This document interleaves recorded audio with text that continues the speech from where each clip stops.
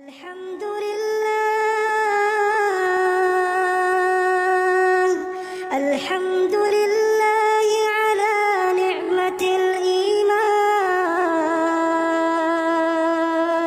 Alhamdulillah Maulana Muhammadin wa ala alihi wa ashabihi ajma'in. Amma ba'd. Jamaah rahimakumullah. Sejatinya kita telah membahas tentang kisah masuk Islamnya Umar bin Khattab radhiyallahu ta'ala anhu. Bagaimana cahaya iman itu masuk ke dalam hatinya secara perlahan-lahan. Sampai pada akhirnya dia datang ke rumahnya Al-Arqam ibn Abil Arqam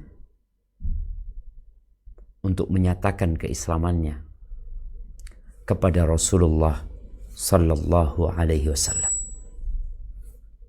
Dan peristiwa ini terjadi setelah hijrahnya para sahabat Nabi radhiyallahu anhum ke Habasyah, di mana kita tahu jumlah yang hijrah di hijrah yang kedua 100 lebih 1 kira-kira. Dan yang tersisa di dalam kota Mekah itu tidak banyak. Di beberapa kitab sejarah dikatakan Umar menjadi yang ke-40 yang masuk ke rumahnya Al-Arqam ibn Abil Arqam. Dan disebutkan bahwa Umar bin Khattab radhiyallahu ta'ala anhu tatkala dia masuk Islam adalah 26 tahun. Dia masih muda. Dan subhanallah, perubahan lebih sering terjadi di para pemuda. Berbeda dengan orang-orang yang sepuh, yang sudah tua, yang terkadang hatinya sudah membatu, sehingga sulit untuk mendapatkan hidayah dari Allah Azza wa Jalla. Dan kita tahu Nabi alaihi salatu wasallam berdoa agar Allah memuliakan agama Islam ini dengan satu dari 2 orang yang dicintai Allah Azza wa Jalla. Dan ternyata Umar lah yang lebih dicintai daripada Amr ibn Hisham, yaitu Abu Jahal ibn Hisham al-Makhzumi.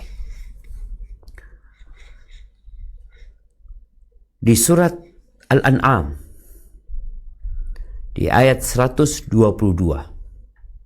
yang diklaim oleh sebagian ahli tafsir bahwa ayat ini turun berkaitan dengan masuk Islamnya Umar bin Khattab dan tetap bertahannya Abu Jahal di atas kesyirikan. Kita akan baca ayat ini. Naam, tafadhal.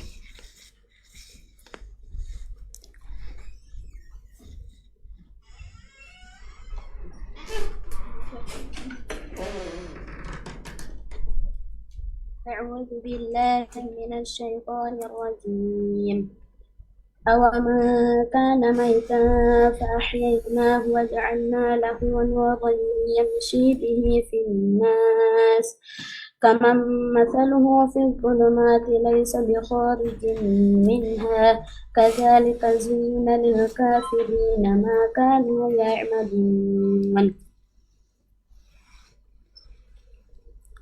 Dan apakah orang yang sudah mati lalu kami hidupkan dan kami beri dia cahaya yang membuatnya dapat berjalan di tengah-tengah orang banyak, sama dengan orang yang berada dalam kegelapan, sehingga dia tidak dapat keluar dari sana.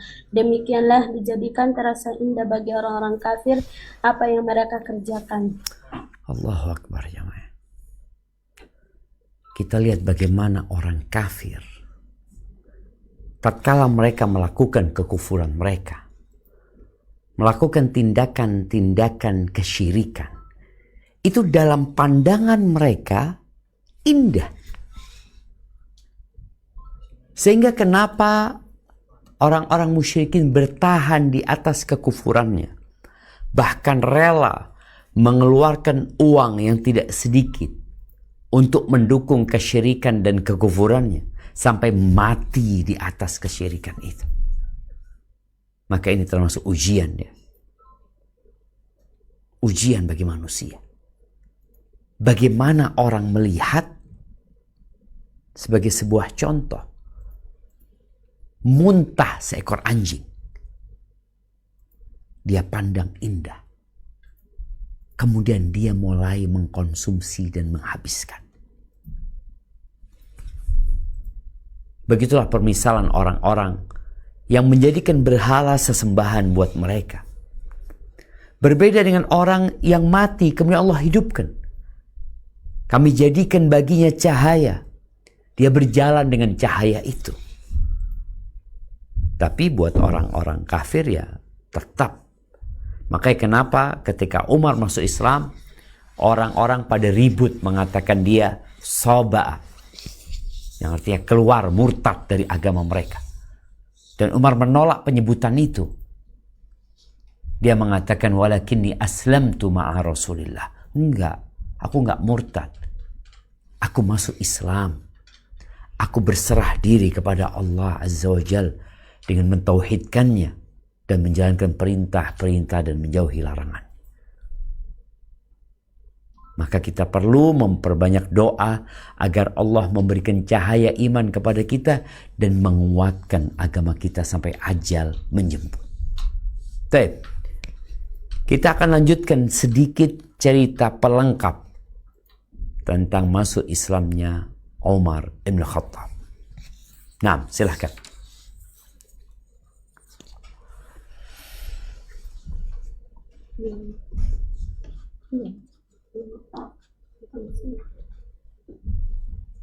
Ibnu Hisham juga menyebutkan demikian pula Ibnu Jauzi secara ringkas bahwa ketika Umar masuk Islam dia mendatangi Jamil bin Ma'mur al-Jumahi yang merupakan penyambung lidah Quraisy yang paling getol dan memberitahukan kepadanya tentang keislamannya.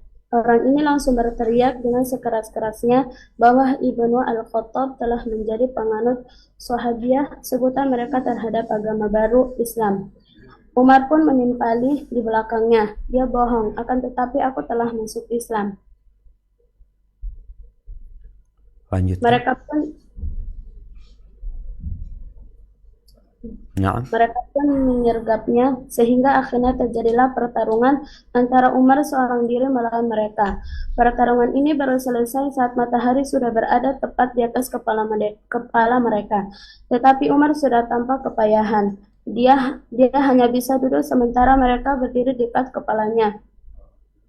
Dia berkata kepada mereka, lakukanlah apa yang kalian suka. Sungguh, aku bersumpah atas nama Allah bahwa andai kami berjumlah 300 orang, niscaya telah kami biarkan mereka untuk kalian atau kalian biarkan mereka untuk kami. Barakallahu fikum. Subhanallah jamaah. Kita lihat ya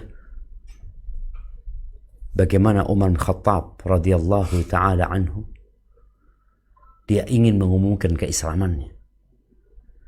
Karena Umar merasa tidak seperti yang lainnya. Apalagi Umar punya kenangan pahit di mana dia menyiksa orang-orang yang masuk Islam. Sehingga saatnya dia membantu orang-orang yang pernah dia siksa agar tidak lagi disiksa ketika menampakkan keislaman. Tapi ternyata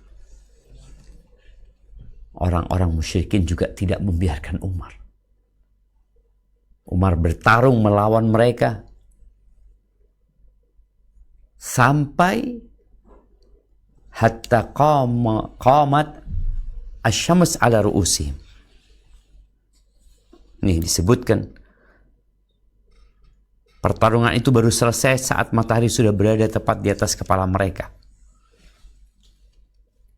Dari pagi sampai siang. Dan Umar sudah capek, disebutkan. Apa yang dilakukan Umar? Dia duduk dan orang berdiri. Karena Umar satu orang melawan banyak orang. Umar duduk, lalu mengatakan kepada mereka, if'alu ma badalakum. Terserah kalian. Fa'ahlafa billah. Umar bersumpah, ya. Atau dia mengatakan, fa'ahlifu billah. Aku bersumpah dengan nama Allah Azza wa Jal. Andai kami berjumlah 300 orang, niscaya telah kami biarkan mereka untuk kalian, atau kalian biarkan mereka untuk kami.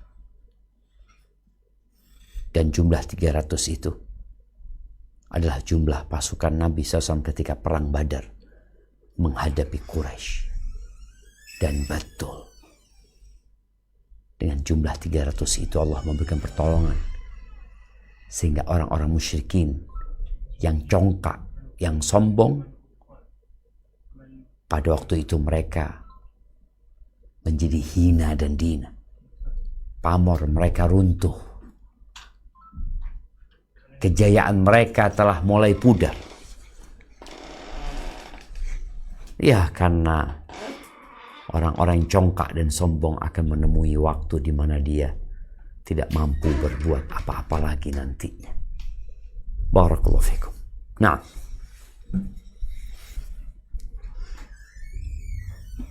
setelah kejadian itu, kaum musyrikin berangkat dalam jumlah besar menuju rumahnya dengan tujuan akan membunuhnya. Imam Al-Bukhari meriwayatkan dari Abdullah bin Umar, dia berkata, saat Umar berada di rumahnya dalam kondisi cemas, datanglah Al-As bin Wail As-Sahmi, Abu Amru, sembari membawa mantel dan baju yang dilipat dan terbuat dari sutra. Dia berasal dari suku Bani Saham yang merupakan sekutu kami di masa jahiliyah. Umar berkata kepadanya, ada apa denganmu? Kaummu mengaku akan membunuhku bila aku masuk Islam, katanya. Umar setelah... Ini ada yang perlu diperbaiki. Jadi yang bertanya adalah Al-As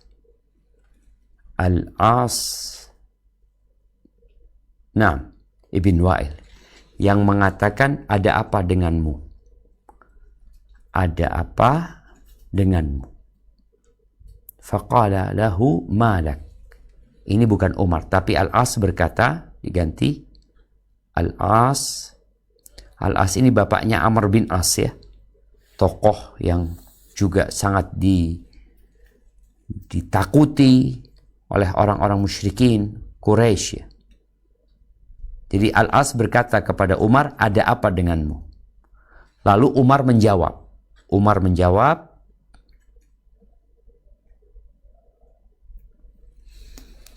nah,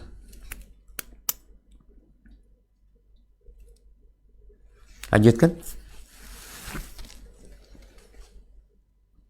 Umar setelah mengatakan bahwa ia aman, Umar menjawab, kamu mengaku akan membunuhku bila aku masuk Islam, katanya. Umar setelah mengatakan bahwa ia aman, berkata, tunggu bentar. Ini bukan Umar, tapi Al-As.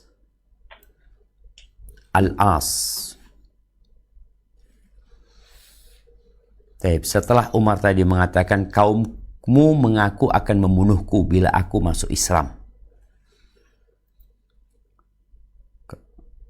Qala la sabila ilaik. Al-As mengatakan,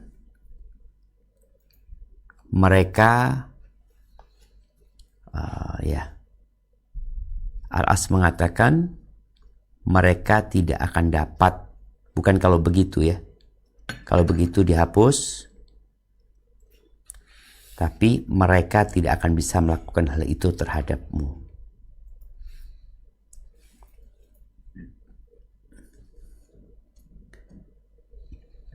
Kemudian ba'da an qalaha amintu. Setelah Al-As ngomong itu, aku merasa aman. Ini ucapan Umar. Setelah Al-As berkata, aku merasa aman. Yani Umar merasa aman.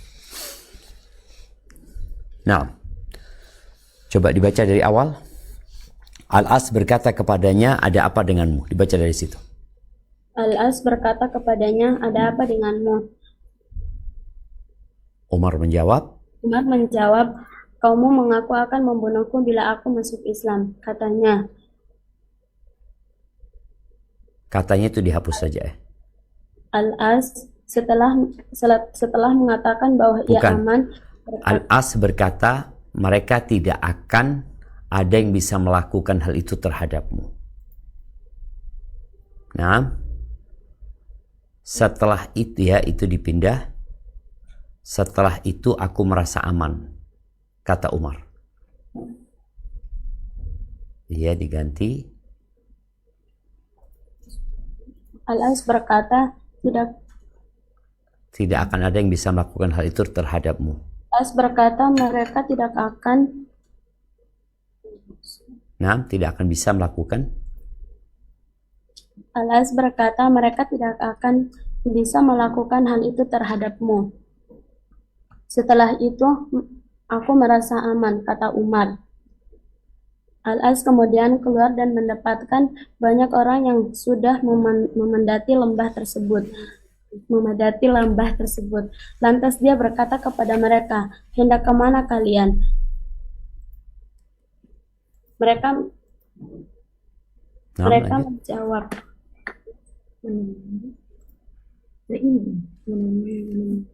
menjawab, menemui si Ibnu Al-Khattab yang sudah menjadi penganut Sahabiyah. Sobi'ah itu tadi sebenarnya yang sudah murtad. Itu aja terjemahannya. Menemui si Ibnu Khattab yang sudah murtad. Yang sudah murtad, sebutan mereka terhadap Islam ini. Ia menjawab, kalian tidak akan bisa melakukan hal itu terhadapnya. Orang-orang itu pun pergi secara bergerilya. Dalam riwayat Ibnu Ishaq disebutkan, demi Allah, seolah-olah mereka itu bagaikan pakaian yang disingkap. Barakallahu fikum. Kita lihat ya bagaimana ketokohan Al-As bin Wa'il. Umar bin Khattab setelah dipukuli, ternyata urusannya belum selesai. Umar pulang ke rumahnya, orang-orang kemudian diprovokasi oleh kaum musyrikin, jumlah mereka semakin banyak, maka mereka berbondong-bondong mau ke rumahnya Umar, mau membunuh Umar. Umar udah nggak bisa berbuat apa-apa, udah capek dia. Di saat itu datanglah Al-As bin Wa'il As-Sahmi, bapaknya Amr bin As. Datang menjumpai Umar. Umar dalam kondisi ketakutan dia. Ditanya, engkau kenapa? Kata Umar, kaummu bersepakat, katanya mereka, kalau aku masuk mereka akan membunuhku. Kata Al-As, enggak, mereka enggak bisa melakukan. Akhirnya Umar merasa aman. Kenapa? Karena Al-As bin Wa'il As-Sahmi, kabilah As-Sahmi ini adalah sekutunya kabilah Bani Adi, kaumnya Umar bin Khattab pada saat jahiliyah. Dan kita sudah membahas bahwa di kota Mekah tidak ada pemerintahan. Yang ada kesukuan. Setiap suku memiliki pemimpin kabilah. Dan sebagian suku agar lebih kuat lagi, maka mereka akan berkolaborasi dengan suku-suku yang lain. Salah satunya tadi, kabilah Bani Saham dengan Bani Adi. Maka dia memberikan jaminan kepada Umar, enggak, mereka enggak akan bisa. Kita lihat bagaimana pamornya Al-As. Al-As keluar dari rumahnya, orang ini sedang turun dari lembah itu menuju ke rumahnya Umar. Penuh dengan manusia. Lalu ditanya, kalian mau kemana? Membunuh Umar bin Khattab yang sudah tadi soba, udah murtad keluar dari agama mereka masuk Islam. Kata Al-As, nggak bisa kalian. Nggak ada jalan untuk itu. Akhirnya mereka balik arah semuanya. Disebutkan dalam riwayat Ibn Ishaq, wallahi la ka'annama kanu thawban kushita anhu. Mereka tuh seperti baju ya. Kalau kita lihat baju ya, yang tahu-tahu baju itu dilipat gini ya. Wadi tadi, lembah yang penuh sama orang, tahu-tahu kosong. Artinya Umar bin Khattab, sosok dan tokoh di kota Makkah yang disegani, tapi kalau sudah ada provokator yang mengompori, maka Umar harus menghadapi masyarakat dengan jumlah yang banyak, dan itu tidak mampu dia lakukan. Namun akhirnya Allah selamatkan Umar lewat jalannya Al-As. Setelah hijrah ke kota Madinah, Umar ini pernah ditanya sama anaknya. Dalam kitab Al-Lu'lu'ul Maknun, Umar ini ditanya sama putranya Abdullah bin Umar bin Khattab ya. Kata anaknya, wahai ayah, siapa orang yang membackingimu ya, yang membackingimu, yang mendukungmu, yang menyokongmu pada saat engkau masuk Islam dan mereka hendak membunuhmu? Jazahullahu khairan.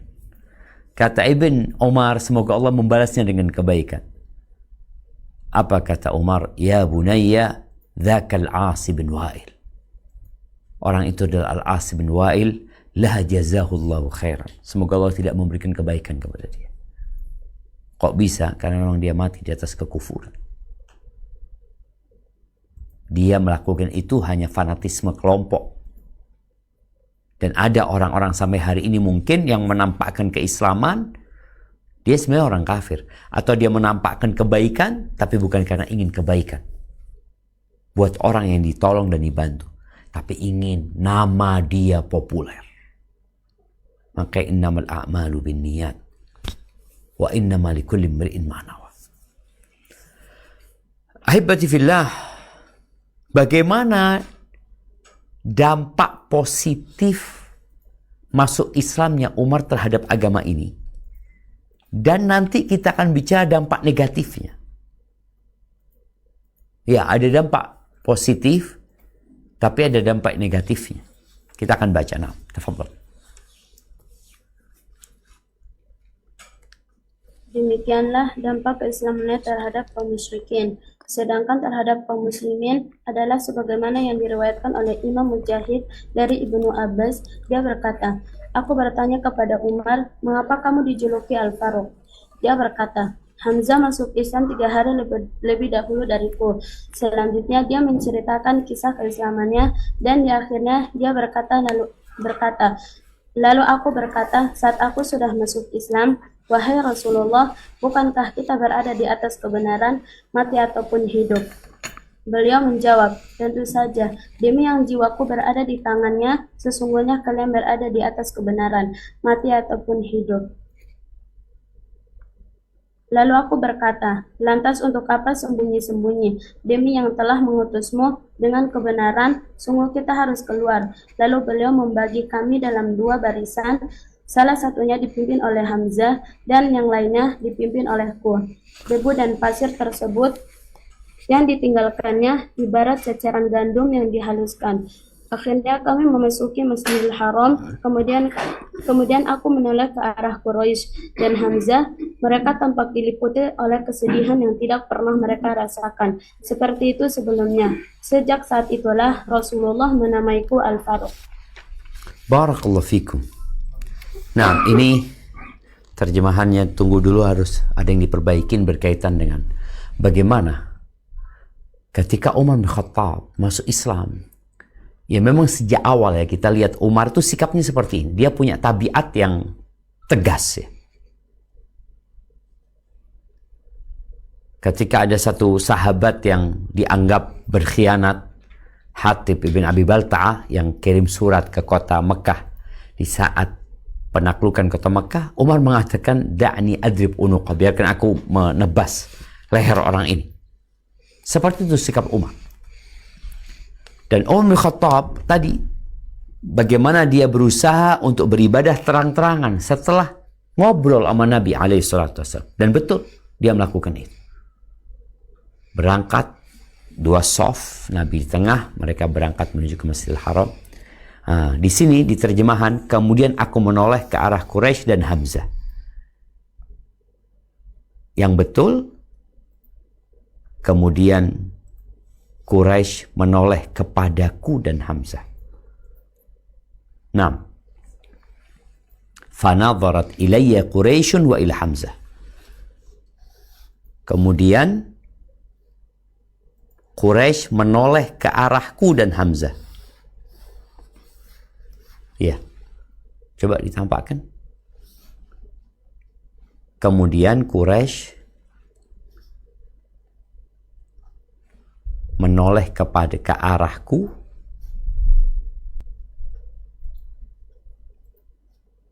dan Hamzah.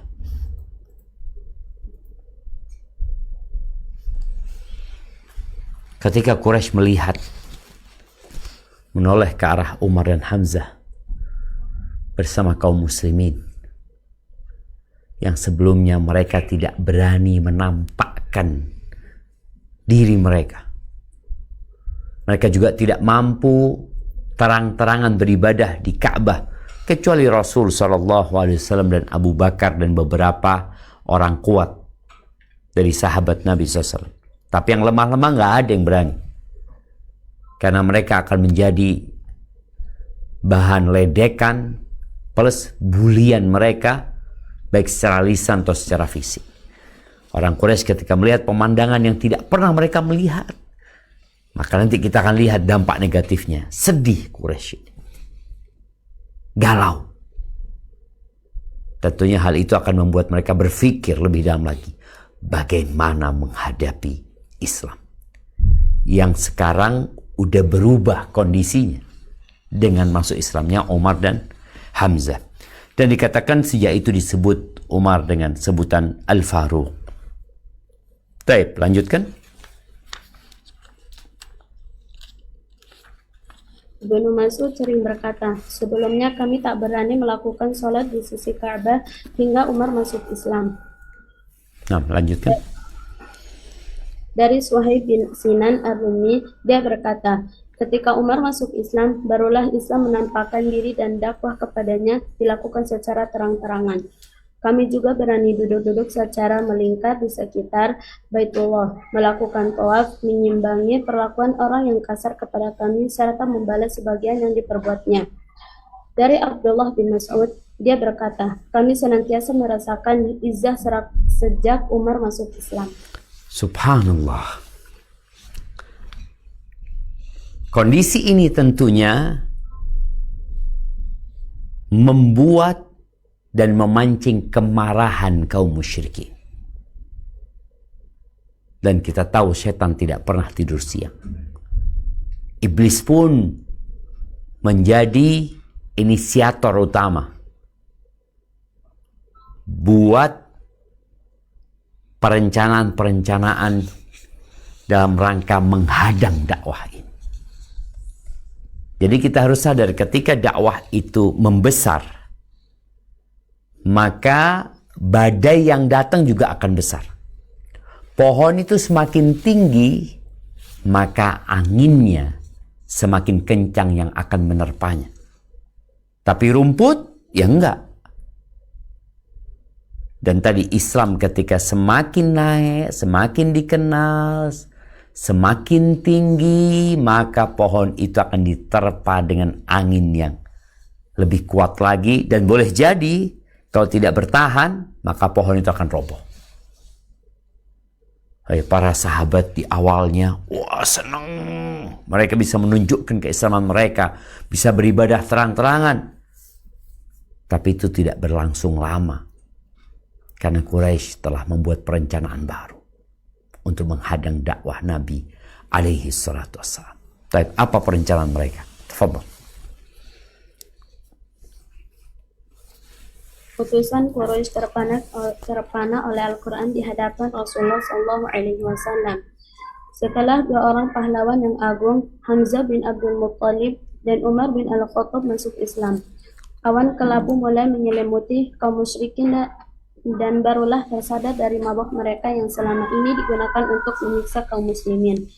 Kali ini mereka berupaya mencari jalan lain, yaitu mengajukan negosiasi di mana mereka akan memenuhi semua tuntunan yang diinginkan oleh beliau, asalkan mau menghentikan dakwahnya.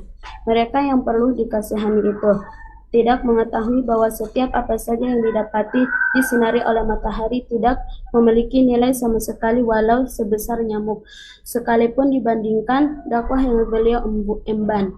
Akhirnya mereka mengalami kegagalan lagi. Barakallahu fikum. Jadi kita lihat setelah melihat Islam semakin menguat, maka mereka melakukan negosiasi. Apa permintaan orang Quraisy? Permintaannya satu, nggak usah dakwah. Berhenti engkau berdakwah. Engkau minta apa?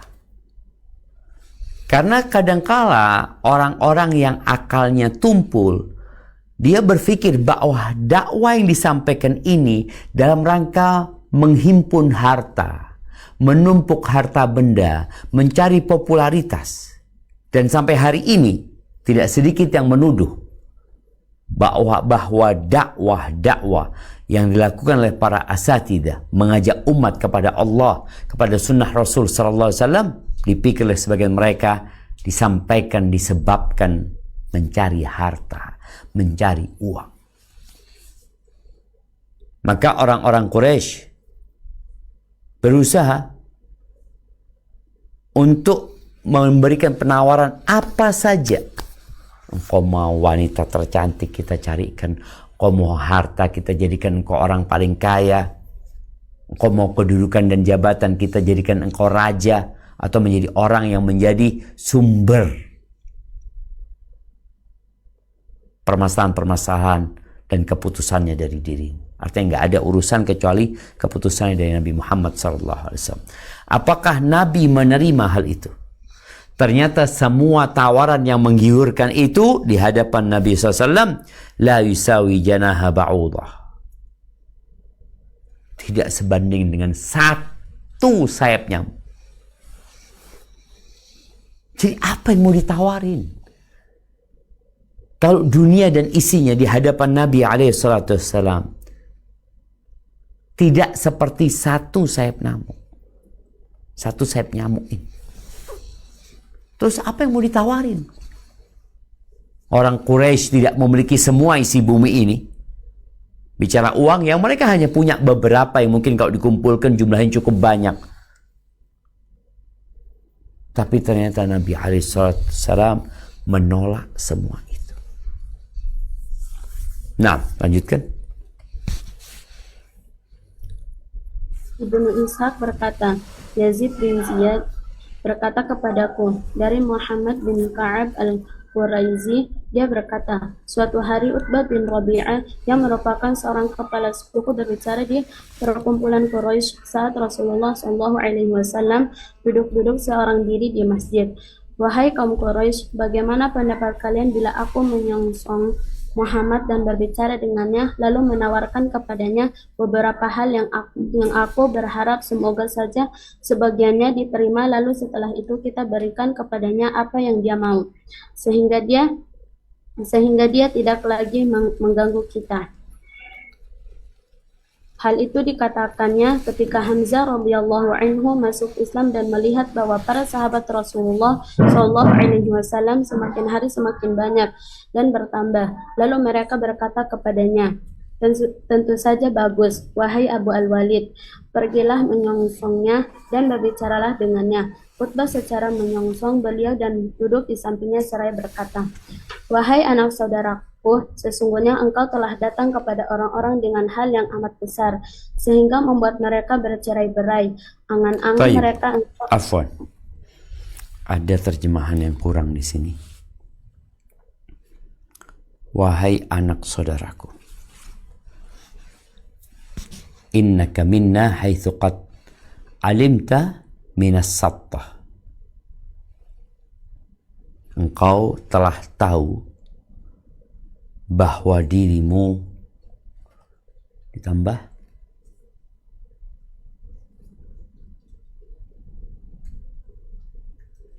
memiliki kedudukan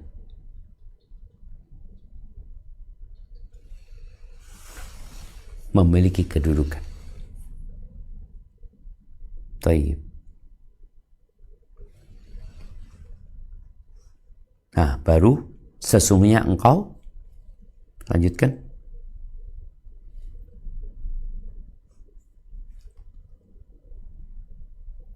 Wahai anak saudaraku,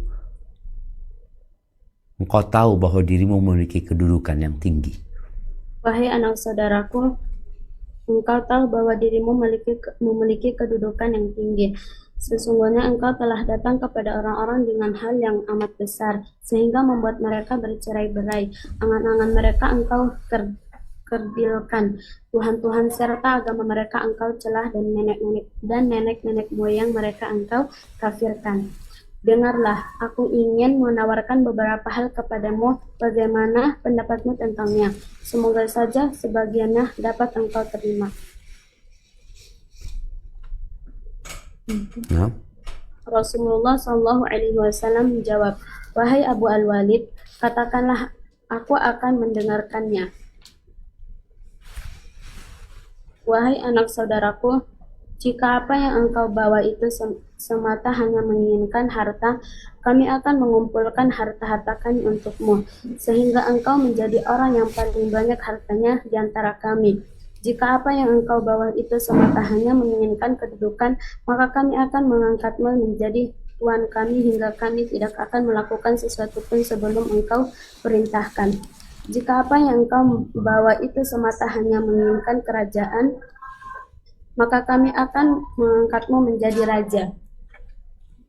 Dan jika apa yang datang kepadamu adalah jin yang engkau lihat dan tidak dapat engkau mengusirnya dari dirimu, kami akan memanggilkan tabib untukmu, serta akan kami infakkan harta kami demi kesembuhanmu. Sebab orang terkadang terkena oleh jin, sehingga perlu diobati, katanya. Atau sebagaimana yang dikatakan, hingga akhirnya udah selesai dan Rasulullah mendengarkannya. Lalu beliau berkata, wahai Utbah, sudah selesaikah engkau? Dia menjawab, iya. Beliau berkata, nah sekarang dengarkanlah diriku. Dia menjawab, ya akan aku dengar.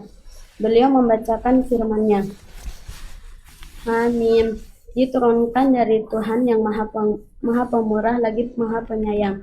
Kitab yang dijelaskan ayat-ayatnya, yakni bacaan dalam bahasa Arab untuk kaum yang mengetahui, yang membawa berita gembira dan yang membawa peringatan. Tetapi kebanyakan mereka berpaling, tidak mau mendengarkan. Mereka berkata, hati kami berada dalam tutupan yang menutupi apa yang kamu seru kami kepadanya. Fusilat ayat 1-5. Nah, lanjutkan. Kemudian Rasulullah SAW melanjutkan bacaannya. Tatkala Utbah mendengarnya, dia malah diam serta khusyuk, mendengarkan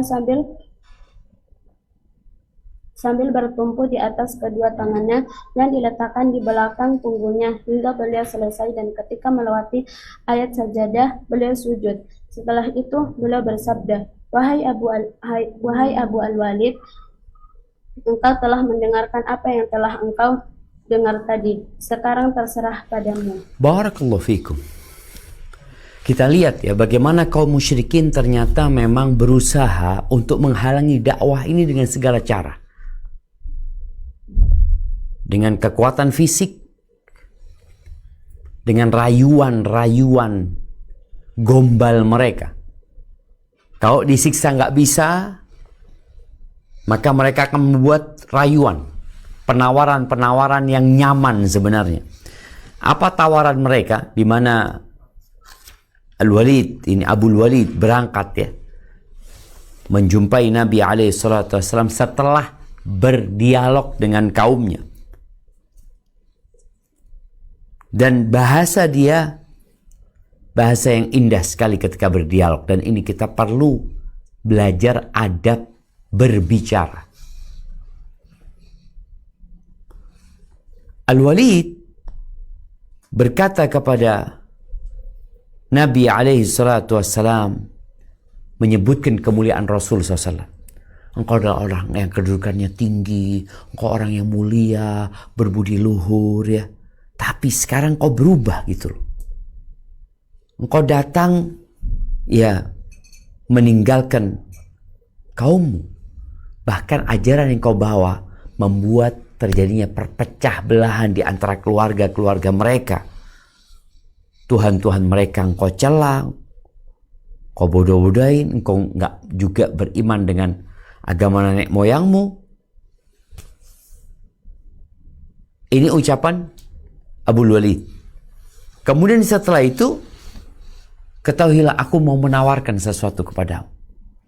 Setelah memberikan pujian, menyanjung, baru berbicara tentang tawarannya kepada Nabi SAW. Apa tawaran pertama? Harta. Kau akan jadi orang paling kaya semekah. Kalau kehormatan, engkau akan menjadi orang yang paling mulia sehingga urusan tidak diputuskan kecuali ada engkau. Kemudian kalau engkau ingin kerajaan, maka kita jadikan engkau raja buat kami. Kemudian kalau yang datang kepadamu ini adalah jin, orang bisa kerasukan jin karena memang dikirimi jin oleh para penyihir, atau karena kondisi dia yang kurang dekat sama Allah sehingga jin merasuki diri.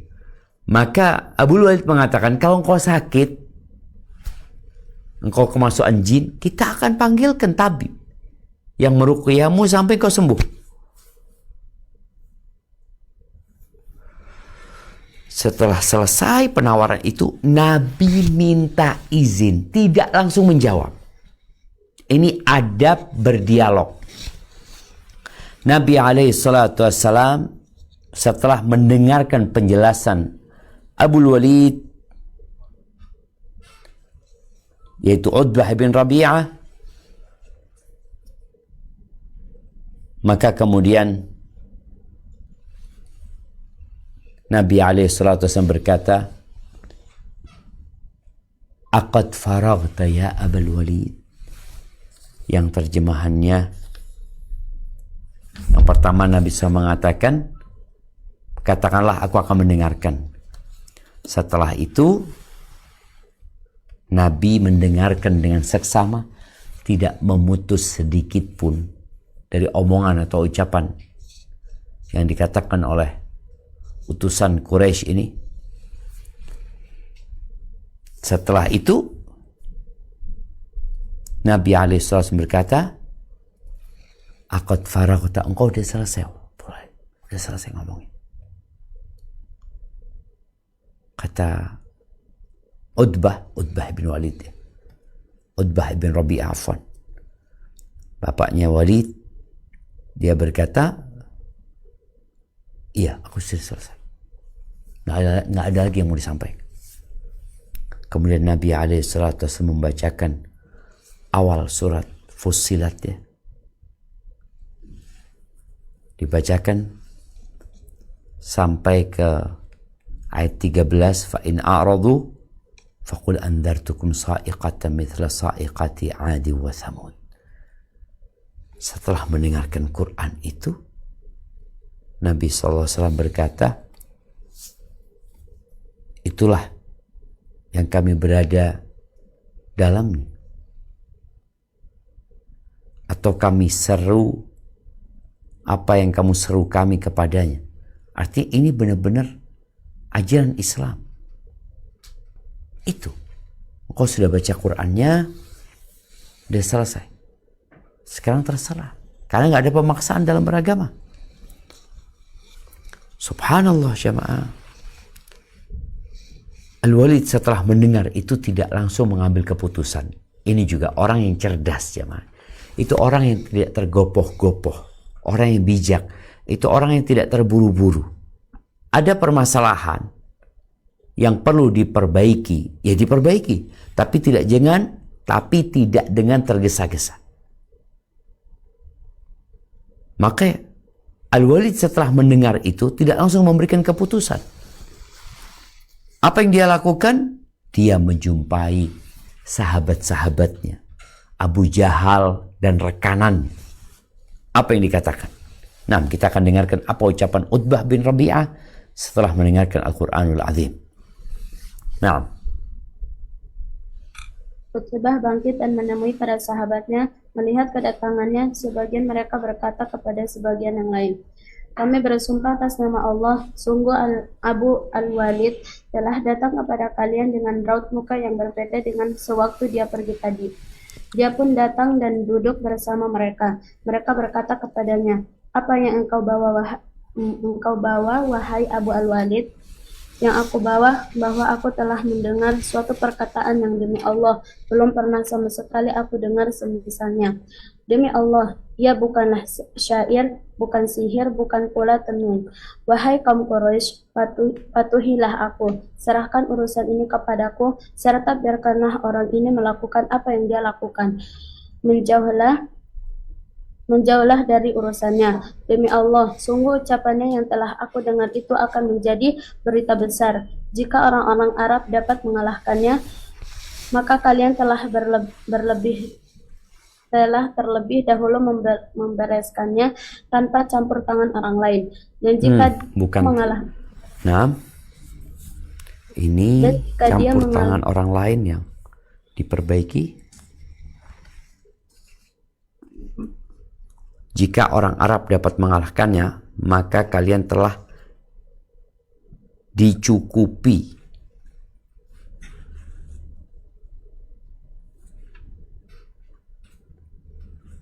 dengan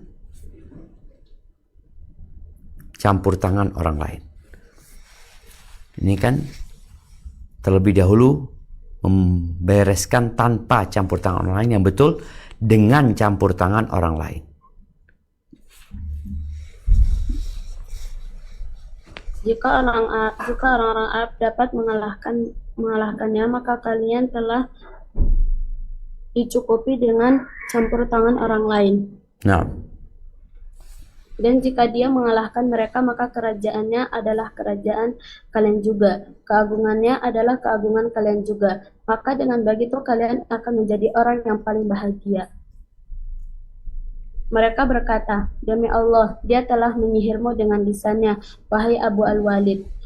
Ini adalah pendapatku terhadapnya. Terasa apa yang ingin kalian lakukan? Jawabnya. Barakallahu fikum. Kita lihat ya. Bagaimana Utbah ibn Rabi'ah ini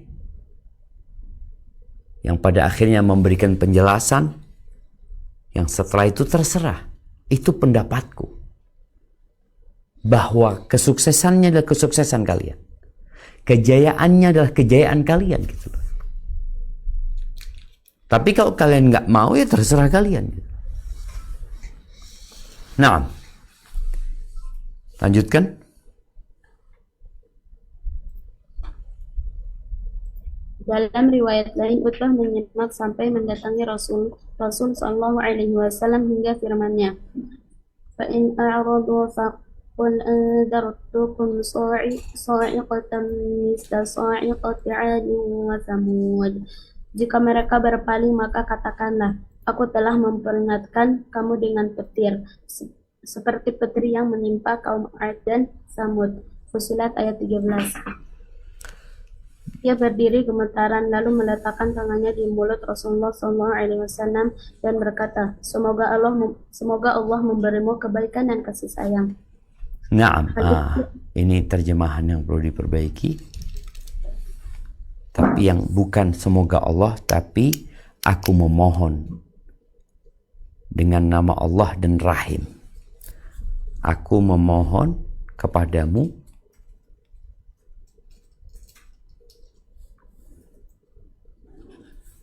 dengan nama Allah dan Rahim.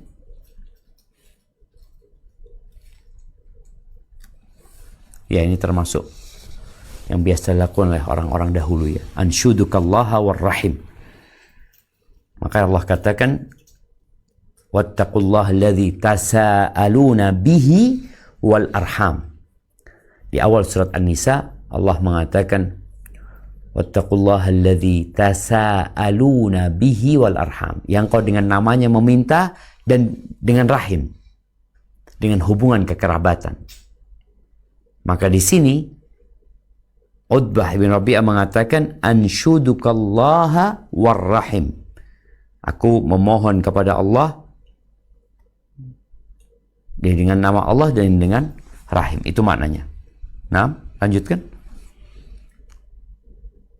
Hal itu ia lakukan karena takut bila peringatan itu benar-benar terjadi kepadanya. Ia bangkit dan kembali ke kaumnya lalu mengatakan seperti yang ia katakan. Barakallahu fikum. Jadi Al-Quran ini bukan hanya dibacakan kepada orang Islam. Karena sebagian orang berkata, bagaimana cara kita mendakwain orang kafir? Mereka tidak beriman dengan Al-Quran. Naam. Mereka tidak beriman dengan Al-Quran. Dan Nabi SAW tahu bahwa Utbah bin Rabi'ah, Abu Jahal dan masyarakat Quraisy yang masih kafir itu tidak beriman dengan Al-Quran. Bagaimana cara Nabi mendakwain mereka? Dengan membacakan Al-Quran. Karena sejatinya apapun permasalahannya ada jawabannya dalam Al-Quran. Dan Nabi SAW membacakan awal surat Fussilat, yang pada akhirnya Utbah ini gemetaran, ketakutan ketika Nabi SAW memberikan ancaman. Fa in a'radu faqul andzartukum. Jika mereka berpaling maka katakanlah andzartukum, aku telah memperingatkan kamu dengan petir seperti petir yang menimpa kaum Ad dan kaum Tsamud. Ini pernyataan ini membuat Utbah ketakutan, ditutup mulut Nabi SAW. Kemudian dia berkata seperti perkataan yang baru saja kita baca. Nah, lanjutkan. Abu Thalib mengumpulkan Bani Hashim dan Bani Abdul Muttalib. Situasi dan kondisi yang ada telah banyak berubah, tetapi Abu Thalib tetap saja dibayangi oleh kekhawatiran terhadap gangguan orang-orang musyrik terhadap keponakannya. Dia kembali teringat beberapa peristiwa yang sudah terjadi. Orang-orang musyrik pernah mengancamnya agar dia menghentikan ulah keponakannya dan berupaya menukarnya dengan Amarah bin Al-Walid untuk dibunuh. Abu Jahal pernah mendatangi keponakannya itu sambil membawa batu yang akan dilemparkan kepadanya. Uqbah bin Abu Mu'aid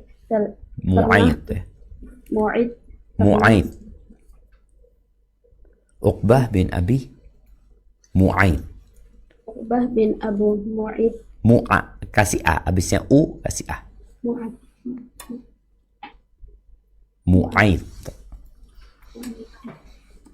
Uqbah bin Abu Mu'aid pernah menjerat leher keponakannya dengan pakaian agar bisa membunuhnya dan masih banyak ancaman lain. Abu Thalib mengingat-ingat kembali semua peristiwa itu. Dia bisa mencium bau busuk yang menyengat dari orang-orang Quraisy dan merasa yakin bahwa orang-orang musyrik itu hendak merusak perlindungannya terhadap Nabi SAW dan ingin membunuhnya.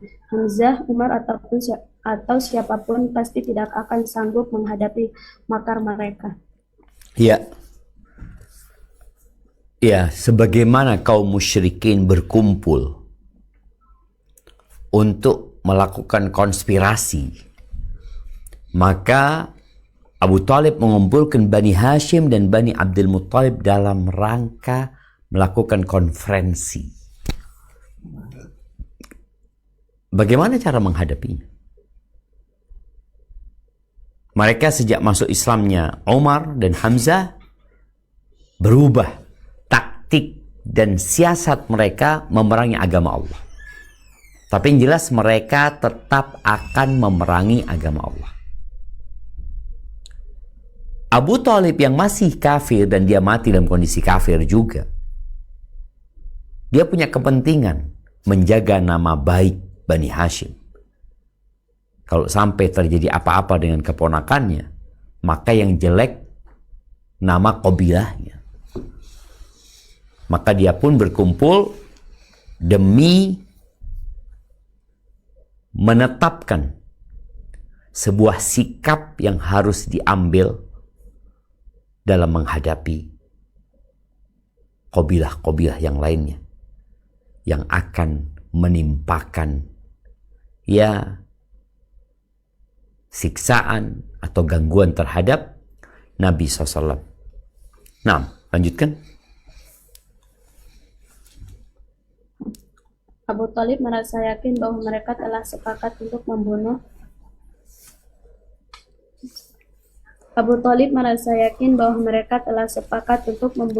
Rasulullah SAW secara terang-terangan. Kesepakatan mereka itu sebenarnya telah diisyaratkan di dalam firman Allah. Abramu amran fa inna mubrimun. Bahkan mereka telah menetapkan satu tipu daya jahat, maka sesungguhnya kami menetapkan pula. Surat Az-Zukhruf ayat 79. Lantas apakah yang akan dilakukan Abu Thalib? Dia berdiri di tengah-tengah anggota keluarganya, Bani Hashim, Bani Abdul Muthalib, dan Bani Abdul Manaf, meminta kesediaan mereka untuk melindungi keponakannya. Ternyata mereka menganggupinya untuk baik yang kafir maupun yang muslim. Sebagian langkah untuk menjaga kekerabatan orang yang tidak bergabung dalam kesedihan tersebut adalah saudaranya Abu Lahab. Dia memisahkan diri dari mereka dan bergabung bersama orang-orang Quraisy lainnya. Nah, jadi kalau dilihat bagaimana Bani Hashim, Bani Muttalib bukan Bani Abdul Muttalib tapi Bani Muttalib dan Bani Abdi Manaf dikumpulkan oleh Abu Thalib, kemudian mereka bersepakat untuk melindungi. Karena sepertinya, dan itu bisa dipastikan, orang-orang Quraisy ini sudah buntu pikiran mereka. Karena segala cara sudah ditempuh. Maka satu-satunya jalan buat mereka agar dakwah ini terhenti, maka aktor dakwahnya harus dieksekusi. Siapa yang hendak mereka bunuh? Nabi Muhammad SAW. Maka tadi Bani Hashim, Bani Al-Muttalib, Bani Hashim, Bani Muttalib. Oh, tunggu, ini ada yang kurang tepat ya. Coba diperbaiki, ditampakkan. Dia berdiri di tengah-tengah anggota keluarganya, Bani Hashim dan Bani Al-Muttalib. Bukan Abdul Muttalib ya. Dihapus.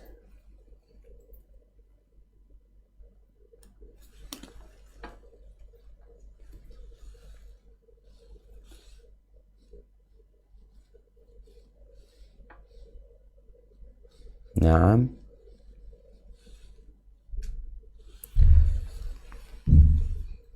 Taib, di sini disebutkan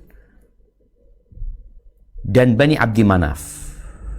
Diganti bukan kedua anak Abdi Manaf. Bani Hashim dan Bani Al-Muttalib.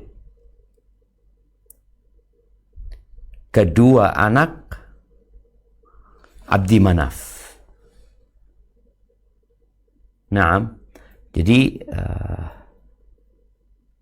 anak-anaknya Abdul Manaf ini banyak. Yang terkenal adalah Hashim ibn Abdi Manaf, kemudian Al-Muttalib ibn Abdi Manaf, kemudian ada Abd Syams ibn Abdi Manaf, kemudian Naufal bin Abdi Manaf. Ini disebutkan anak-anak lakinya mereka ada 4. Jadi Naufal, Abdul Syams, Al-Muttalib, dan Hashim. Yang bergabung adalah Hashim dan Al-Muttalib. Jadi anak-anaknya Hashim dan Al-Muttalib ya. Adapun dari Abdi Syams ini muncul Umayyah. Abdi Syams punya anak Umayyah yang anaknya itu nanti adalah Abu Sufyan. Abu Sufyan ada Abul As ya. Tapi yang ingin kita sampaikan bahwasanya yang bergabung itu dua anaknya Abdi Manaf, Hashim dan Al-Muttalib. Adapun Abdi Syams dan Naufal tidak. Mereka tidak bergabung. Dan dari keluarga Al-Muttalib ada juga yang nggak bergabung. Siapa? Abu Lahab. Dia memisahkan diri. Dia memilih untuk bergabung dengan orang-orang Quraisy lainnya. Ini termasuk pengkhianat dalam kesukuannya. Jadi setelah kesepakatan itu dibuat oleh Abu Talib, maka tentunya akan ada tindakan dari orang-orang musyrikin Quraisy ya, dari kabilah-kabilah Quraisy lainnya dalam menghadapi sikap yang diambil oleh Abu Talib.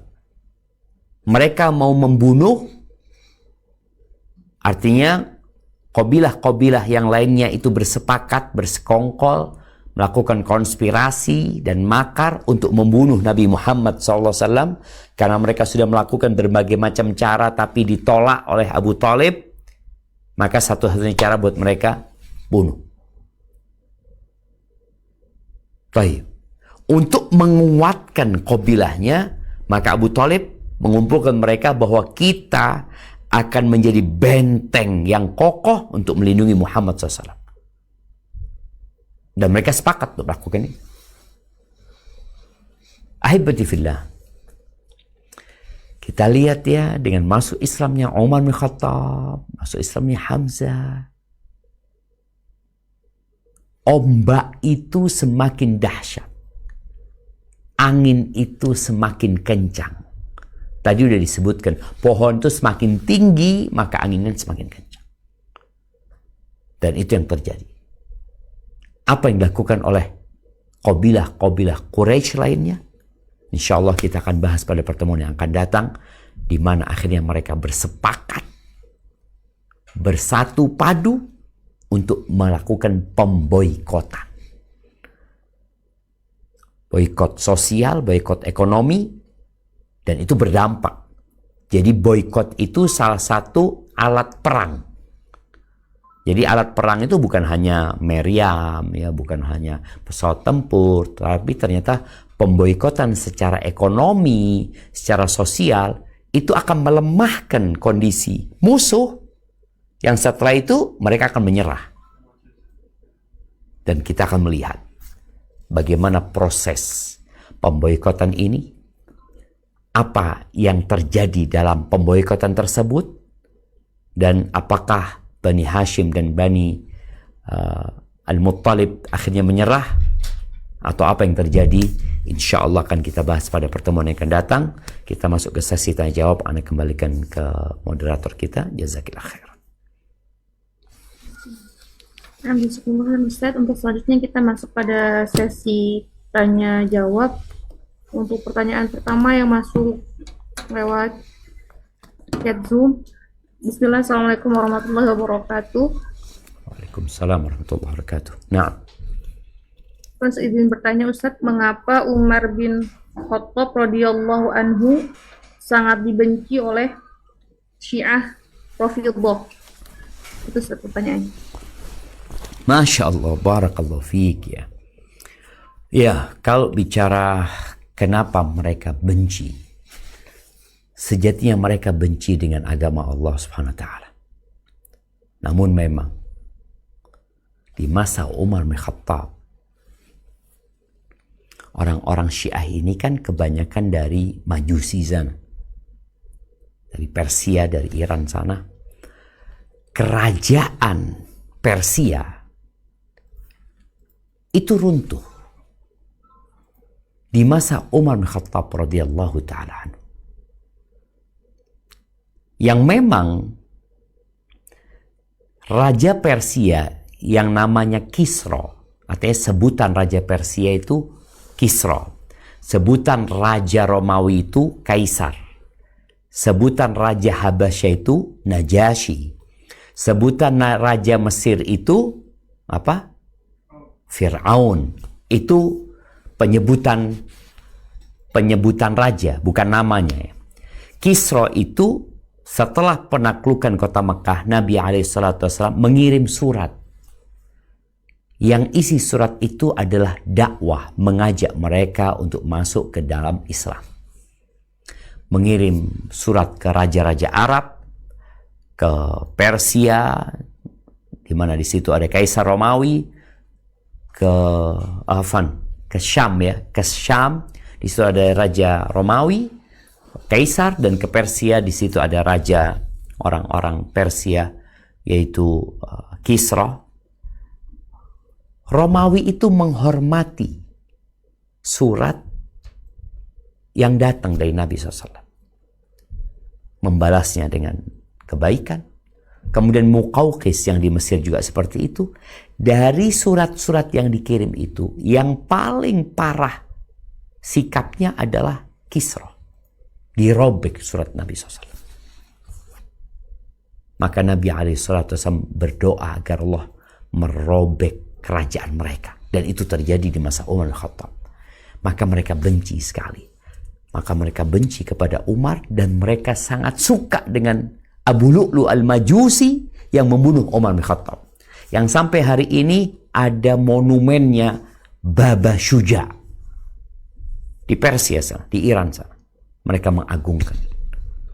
Karena memang Umar bin Khattab yang menegakkan ya, dia yang dibenci sama mereka ya Abu Bakar, Umar, dianggap juga oleh mereka Umar itu merampok kekuasaan dari Ali bin Abi Thalib radhiyallahu anhu, padahal mereka adalah sahabat-sahabat yang saling mencintai sebenarnya.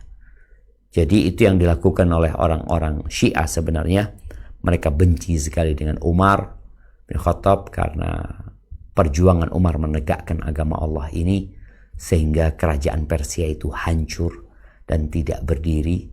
Akhirnya mereka berusaha untuk bersembunyi di balik keluarga Nabi SAW, dan mereka membuat cerita-cerita bahwa Umar bin Khattab itu merampas kerajaan, merampas kekuasaan atau khilafah ya. Mereka juga membuat cerita yang sangat dramatik ya.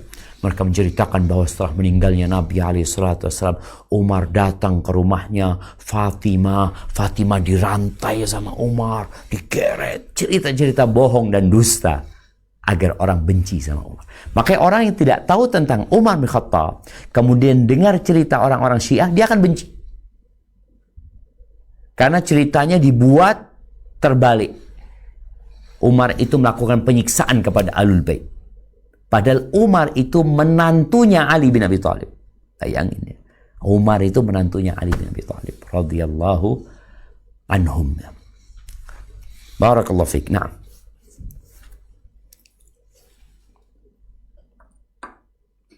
Jazakumullah khairan Ustaz. Untuk pertanyaan selanjutnya dari partisipan Zoom, silakan Uti Putri untuk bertanya langsung kepada Ustaz.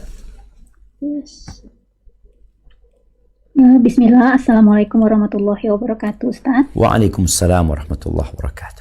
Naam, tafadhali. Hayakumullah ya Ustaz. Allah yahyik. Afwan Ustaz, karena tuh terinspirasi dari Umar bin Khattab radhiyallahu ta'ala bahwa beliau itu tegas dan dakwahnya terang-terangan Ustaz. Dan ketika Ana mulai hijrah dan ingin mengajak teman-teman, kemudian keluarga yang notabene mereka adalah orang-orang yang berpendidikan tinggi dalam hal dunia ya Ustaz, rata-rata bergelar ya S1 minimal dan ada yang udah gelar doktor dan lain-lain, tetapi mempunyai pemikiran yang beragam tentang dakwah sunnah ini gitu Ustaz. Dan banyak juga yang mereka langsung terkesima dengan dai ataupun dengan pengajar-pengajar yang hafal Al-Quran, yang tahu letak hadis nomor sekian apa sekian, dan ketika Anda tunjukkan syubhatnya dan lain-lain, itu mereka langsung mengatakan, wah jangan dong mau membeda-bedakan asatidzah. Oh tidak, asatidzah itu harus dipilih, kata Ana. Dan Ana juga termasuk orang yang, mohon nasihatnya Ustaz, Ana termasuk orang yang sedikit agak ngegas gitu, Ustaz, tegas bahwa tidak, guru Ana jelaskan, guru Ana Ustaz Safi, Ustaz Firanda, yang jelas-jelas lulusan Madinah, yang jelas-jelas fakih ilmunya gitu. Anda apa yang bisa ini diambil dari guru Anda, kata Ana gitu kan Ustaz. Udah jelas-jelas subhatnya ada, udah jelas-jelas pendalilannya juga salah. Anda masih tetap bersikuku bahwa itu bisa diambil ilmunya gitu Ustaz. Mohon nasihatnya Ustaz supaya Anda juga gimana ya Ustaz, dia juga bisa berlemah lembut, tetapi mereka ini orang-orang berpendidikan dan ngeyel gitu Ustaz. Nah, Mohon nasihatnya Ustaz, ya jazakallahu khairan Ustaz, barakallahu fiik. Masya Allah. Assalamualaikum warahmatullahi wabarakatuh. Waalaikumsalam warahmatullahi wabarakatuh. Nah, mahibati fillah, orang itu memiliki karakter yang berbeda-beda. Sebagaimana 4 sahabat Nabi khalifah setelah beliau alaihi salatu wassalam, bagaimana Abu Bakar Siddiq, beliau lembut tapi dibalut dengan ketegasan. Umar tegas tapi ada kelembutan dia. Bagaimana Uthman bin Affan, seorang yang pemalu dan dermawan dengan hartanya, yang dia juga penuh dengan kelembutan. Bagaimana Ali bin Abi Thalib dengan keberaniannya. Mereka berbeda-beda. Maka kalau kita lihat sikap mereka ketika menjadi khalifah itu beda. Namun apabila syariat yang menaungi tabiat-tabiat itu, maka tabiat itu akan tunduk kepada syariat. Kalau bicara diri kita sekarang, tadi mamanya Ibu Putri bagaimana menghadapi keluarganya, memang yang dibutuhkan adalah kesabaran. Kita nggak bisa memberikan hidayah kepada mereka.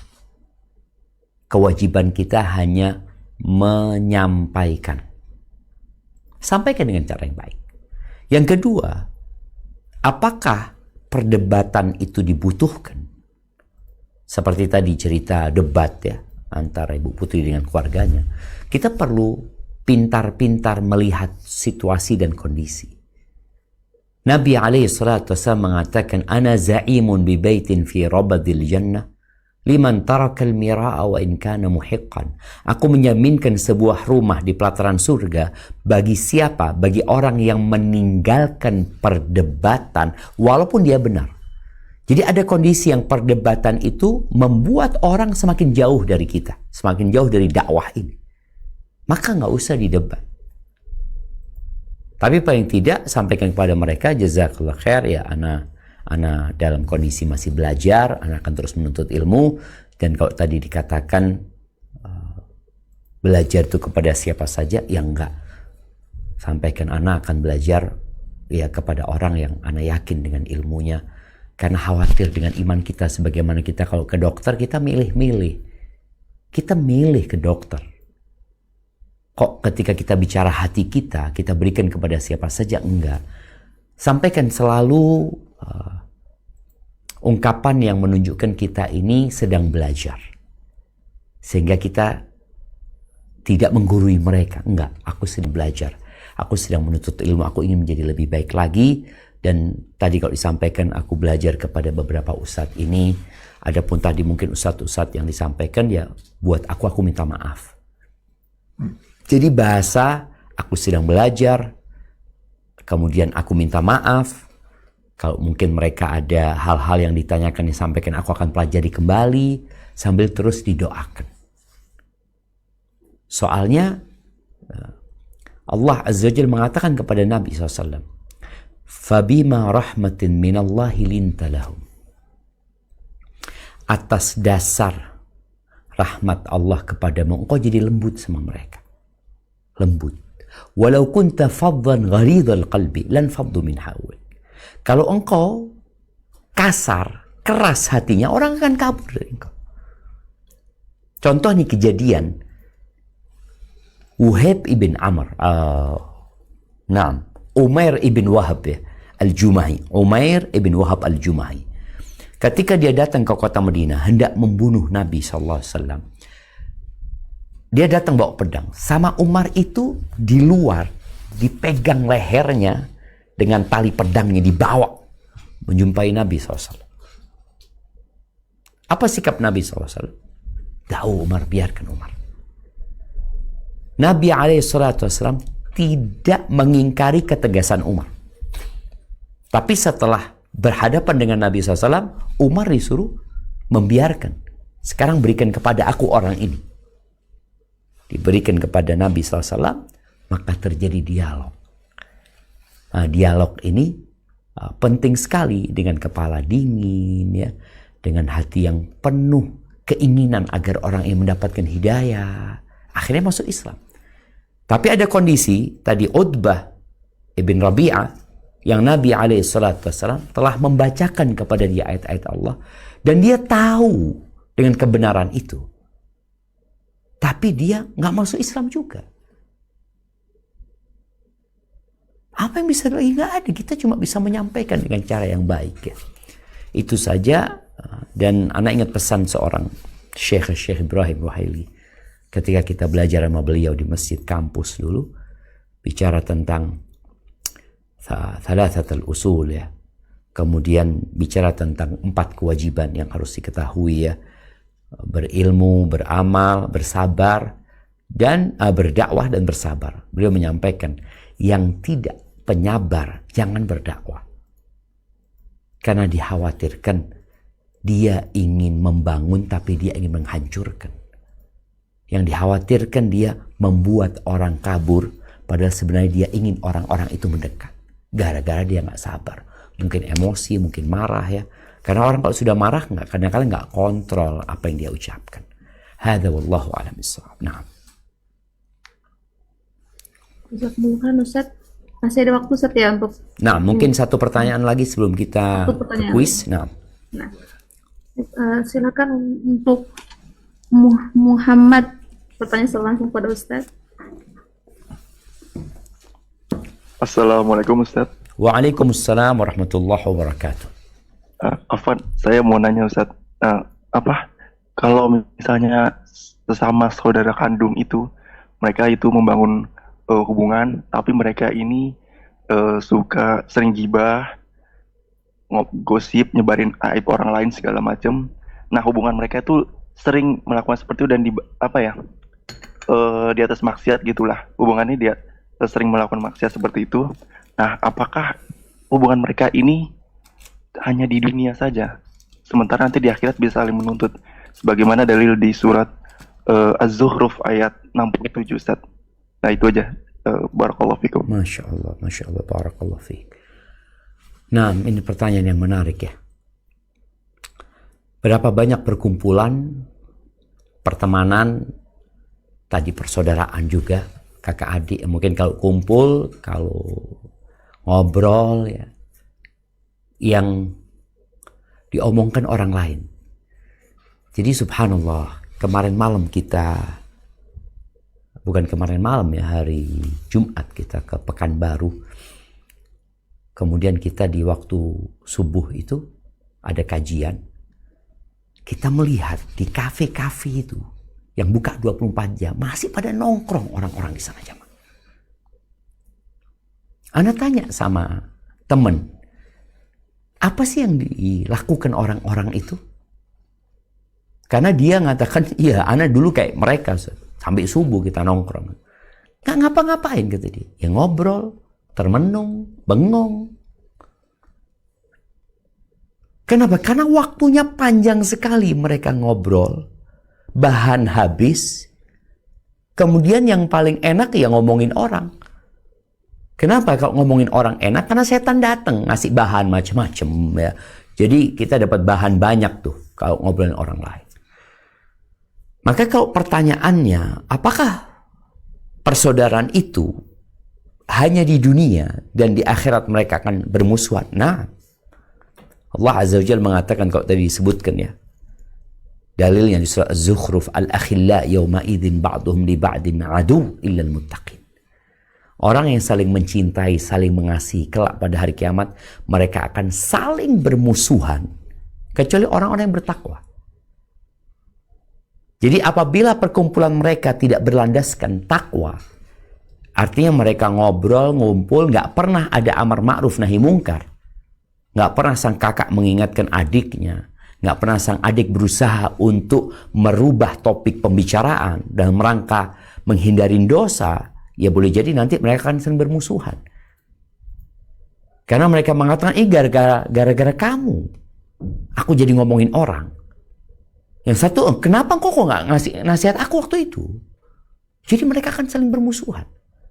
Karena ternyata perkumpulan itu tidak menyelamatkan.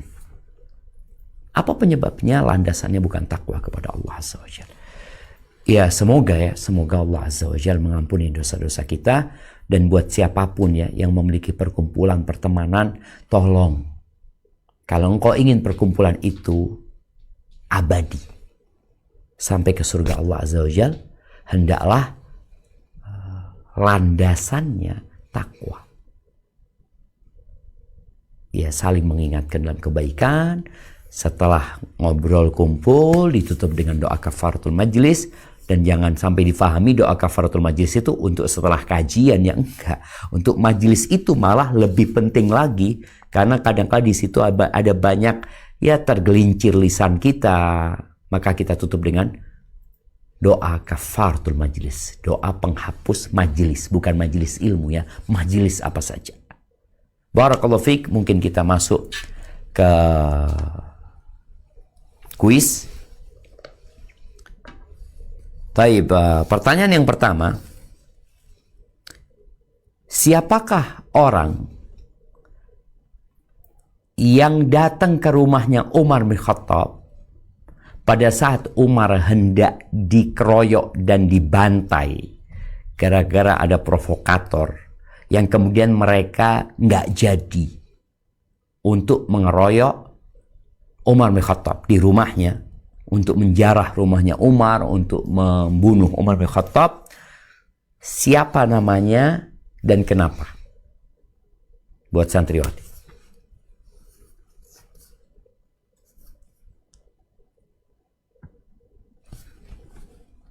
Sini.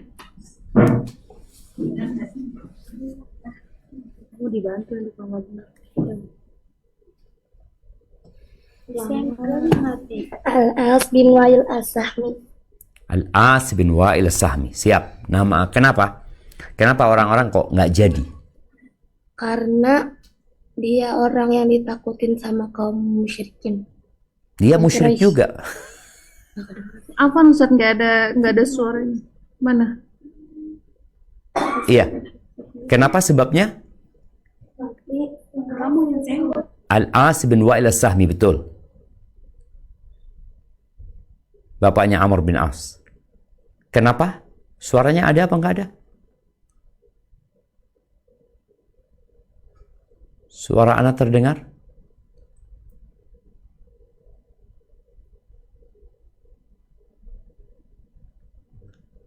Naam. Al-As bin Wa'il As-Sahmi. Taib. Afwan, Ustaz. Tadi nggak ada suaranya Ustaz, ini baru ada. Siap. Jadi Al-As bin Wa'il As-Sahmi, betul. Terus kenapa? Karena dia orang yang ditakutin sama kaum Quraisy. Iya. Dan dia satu sekutu sama qabilahnya Umar bin Khattab. Ya. Baik, barakallahu fiik. Pertanyaan yang kedua. Sebutkan. Oke, ini pertanyaan buat yang umum. Buat yang umum. Bukan buat santriwati, yang umum. Pertanyaannya, sebutkan 4 anaknya Abdi Manaf dan siapa yang bergabung dengan Abu Thalib. Silakan untuk Aisyah untuk menjawab pertanyaan. 4 anak laki-lakinya. Nah, sebutkan. Yang pertama Banul Muthalib, Al-Muttalib ya, Al-Muttalib. Hashim, Naufal, Abdus Syams. Taib, ahsanti, barakallahu fiik. Taib, kembali ke santriwati. Pertanyaannya, kenapa Abu Thalib mengumpulkan anak-anaknya Al-Muttalib dan Bani Hashim dan anak-anaknya Hashim? Kenapa?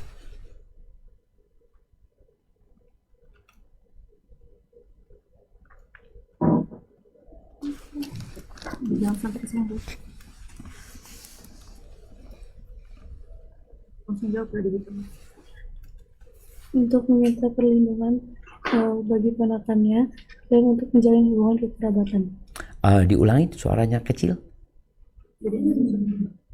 Untuk melindungi ponakannya dan untuk menjalin hubungan kekerabatan. Baik.